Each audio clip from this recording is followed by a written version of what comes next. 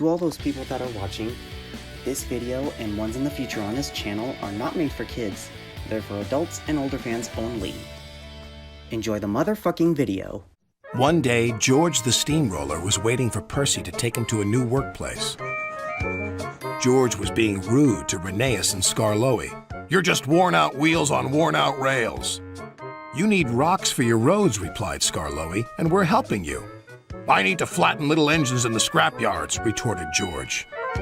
Then Percy arrived to take George away. He was still rebelling. "Railways are no good. Turn them into roads." The little engines were pleased to see him go. George grumbled all the way to the old branch line. He was going to turn it into a road. When they arrived, George was rude again. "Bumpy ride on rotten rails. I'm glad it's over." "So am I," said Percy. "Ha!" huffed George.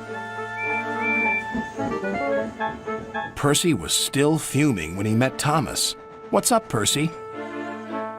"It's George. He makes me feel down." "Just ignore him," puffed Thomas. George was now enjoying himself. "Ripping up rails," he chortled. "What a life!" "What do you think of this, Thomas?" Thomas took no notice. George felt insulted. "You're a useless blue puffball." But Thomas didn't hear. "I'll show him who's boss." At last, the workmen reached the level crossing. "What shall we do here?" "Tear it up, tarmac it," said George.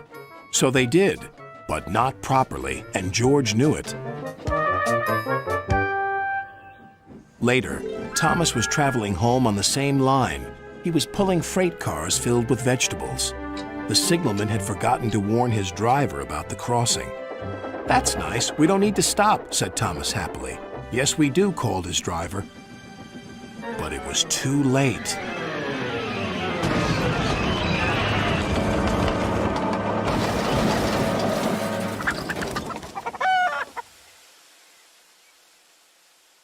Next day, Percy told Gordon all about George. "Ha!" snorted Gordon. "You're just a small engine. That's why he's rude to you. He wouldn't dare cause me any trouble."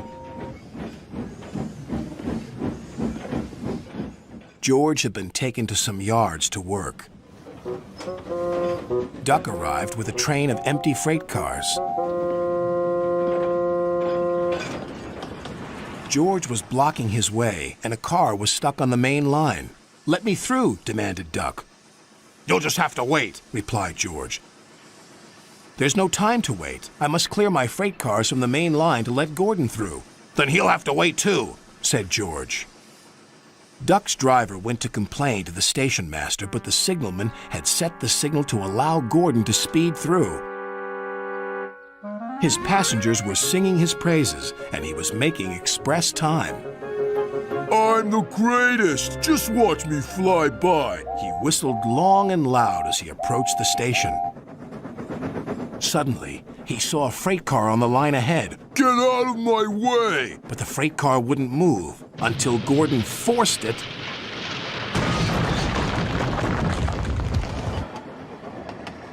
By accident. Gordon was worried that Sir Topham Hatt would be cross. He was, but not with Gordon. "Whoever caused this disturbance will have me to answer to." And he did, a few days later. "Look who's here," said Thomas. George had been found out by Sir Topham Hatt and punished. He looked miserable. "Now we'll get some peace at last," said Percy. "I want to get rolling again, but I've got to wait a whole week till I do." "And then you'll be just as rude as ever." "Eh, George?" "I hope not. Don't you?"